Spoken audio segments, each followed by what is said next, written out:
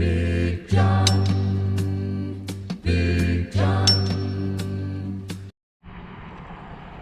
Well, happy Wednesday afternoon, everybody. It is September 25th. My little sister's birthday. My one and only sister. Well, there's a half a tenth in there again. Maybe not quite, but dumped 8 tenths out yesterday. Well, 9 total with what came overnight, Monday night into Tuesday. And then when we went to Bowling Green yesterday, that was a half an inch of rain here when I got back that we drove through. And then from the time I went back in the house and then came out to go to work, another 3 tenths. So yeah, I dumped 8 tenths out of that last night. So the plan for today is we got new ripper points for the ripper that's on behind Bertha. And we are going to rearrange some stuff out here in the barn and leave the kitty alone. Leave the kitties alone.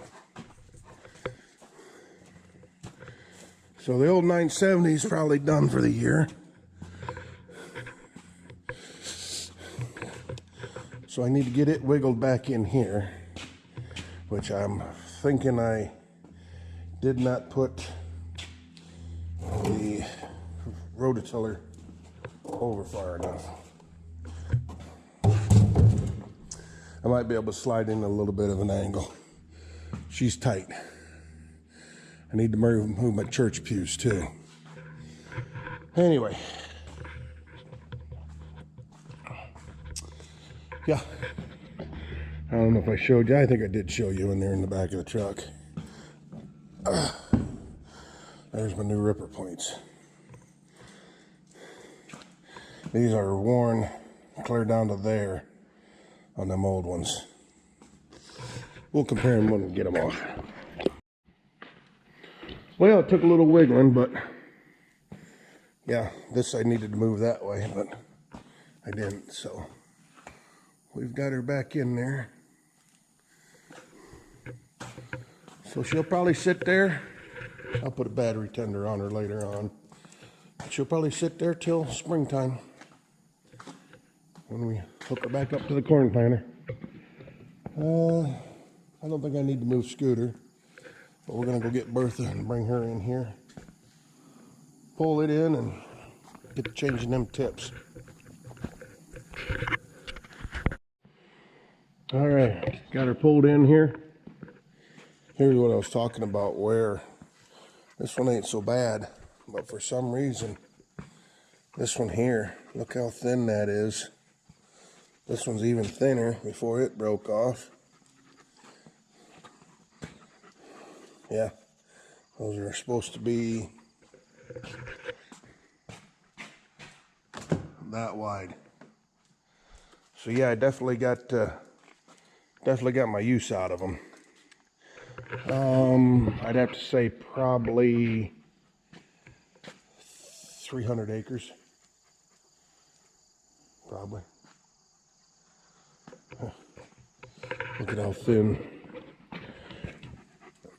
this is.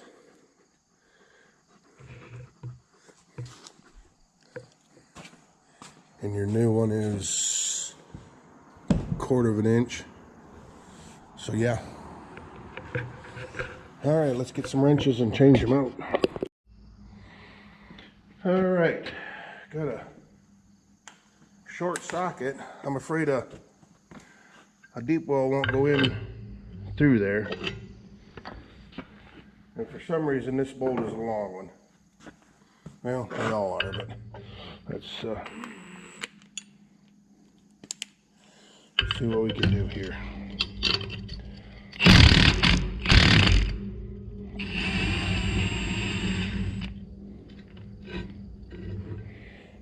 All right.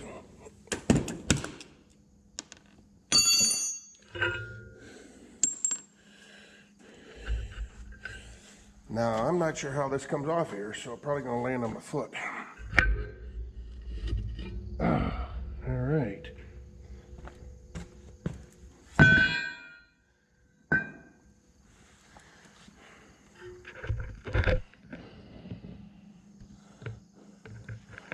So let's do some comparison before I put this first one on. A little side by side.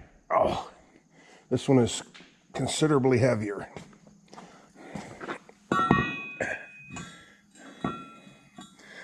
Okay, so you can see how much wider it is. Probably a good inch on each side from here to there.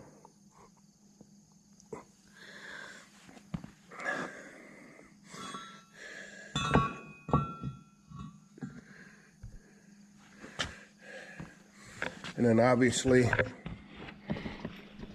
you can see how wide this is here compared to this here.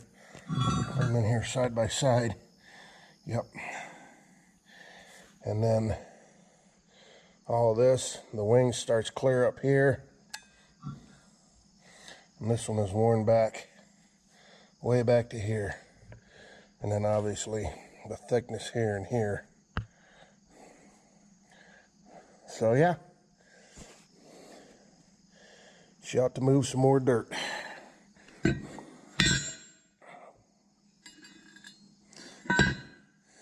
Now they do have stickers on here. To prevent point loss, nut must be on this side.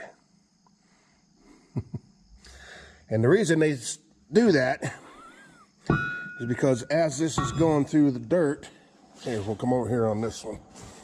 As this is going through the dirt and the dirt is coming under here this way, it's tightening that nut because it's going past this way and that's tightening.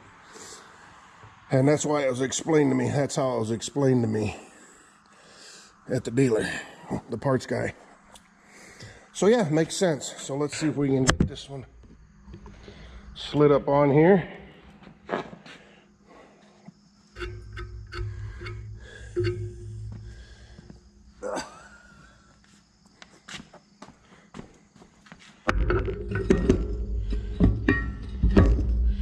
Alright, so they basically hold themselves on. Well, here, let me show you this. All a bolt does basically is hold it. It rides up into this notch here, and then as you go through the dirt, it pushes back into that notch with this part right here. And that's what actually holds it. The bolt holds it on when you pick it up. The bolt prevents it from sliding off this way. Does that make sense? The bolt prevents it from sliding forward. As long as it's back, it's locked into this channel and it can't go nowhere. So that's how that works. So let's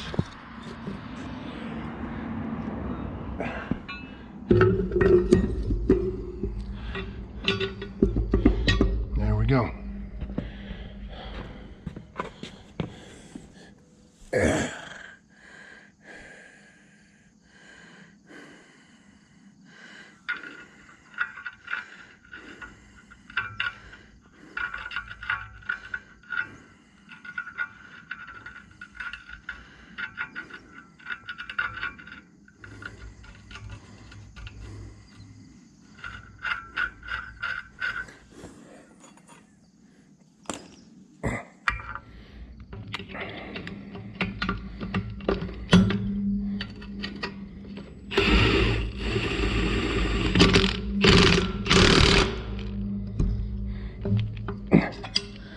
There we go.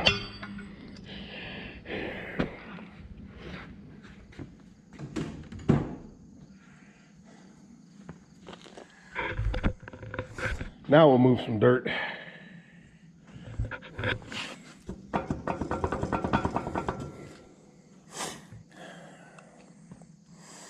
See, the problem is, let me find one. Yeah, see, she's wearing right here. They all are right above this standpoint. And I'm probably running it too deep, but that's where my compaction level is. So I'm running her deep like that to get that compaction out of there.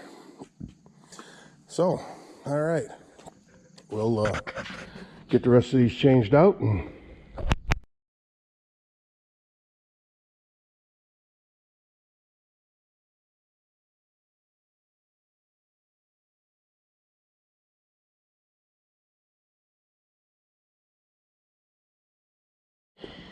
all right, well,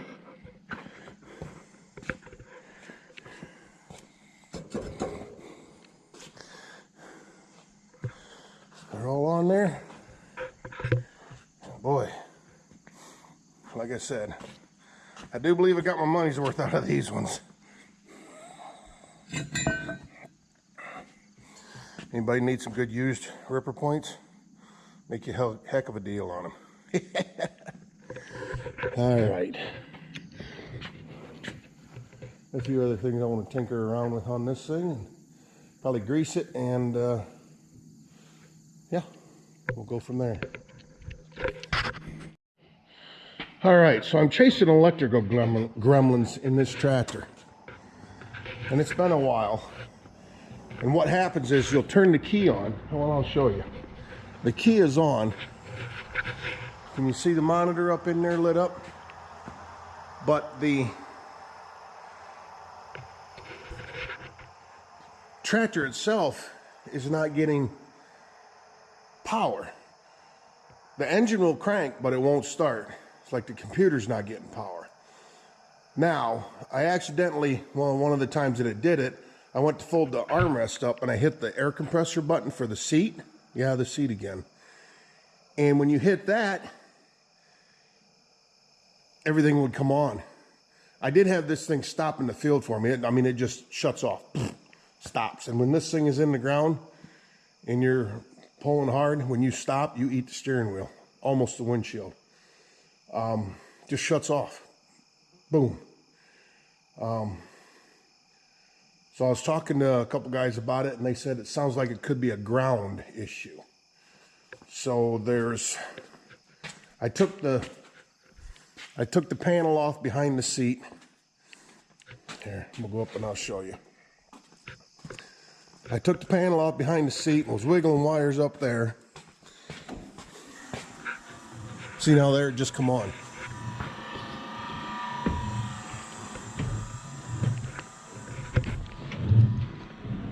So I got the wiper on for some reason.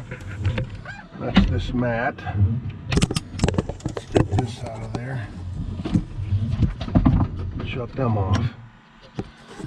So yeah, so now it's up and running. But yeah, this is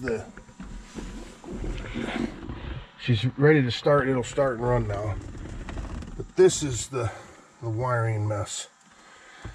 And actually, while it's wanting to run, I'm going to set this down, so I will start it.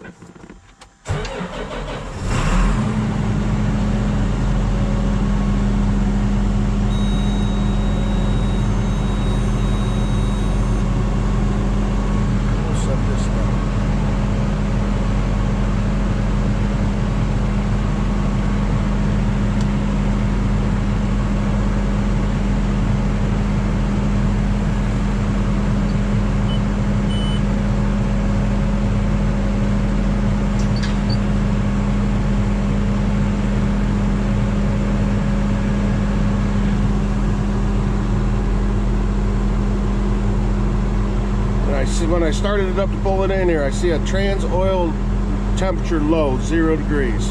That's new.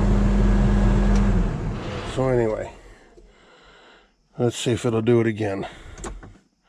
See, nothing come on. The monitor will come up. See, there it went on. But anyway, so I'm gonna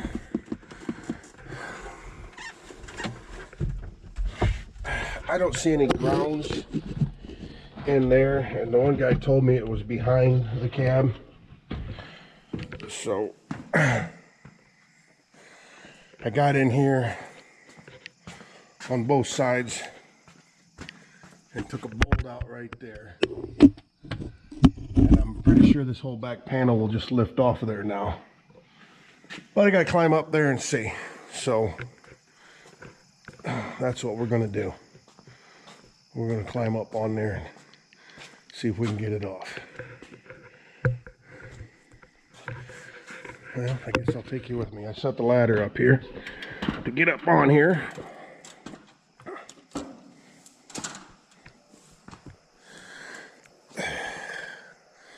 Probably gonna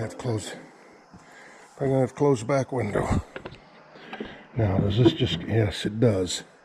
All right, so let me put you guys down and the light.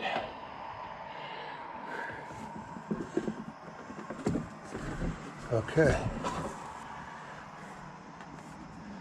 We'll set you over there. Now what? Does this just flop up out of the way? Oh my goodness. Look at that. Would you look at that? What a nightmare. You want all the nice, neat electronics. This is what you got to deal with. Oh my. What is this filter for? That's some kind of a breather. So they put a fuel filter on there. I wonder where that goes to. Probably a transmission breather. So there's a ground. No, that's just a strap holding stuff up.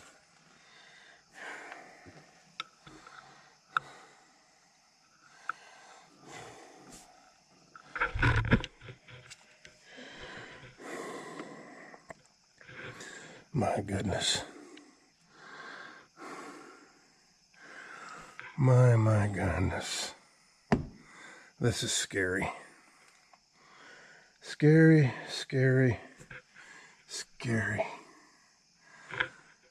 You guys see a ground anywhere?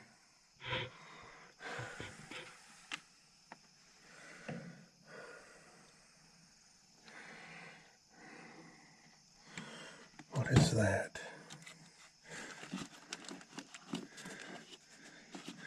That's a positive. That's a positive. What's on the other side? That's some kind of a fusible link or something.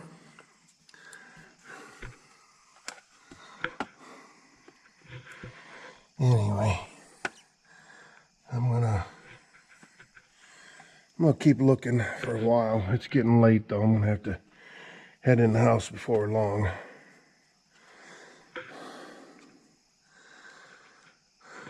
Oh my.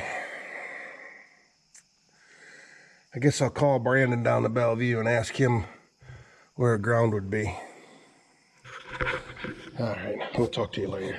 Thanks for watching, everybody.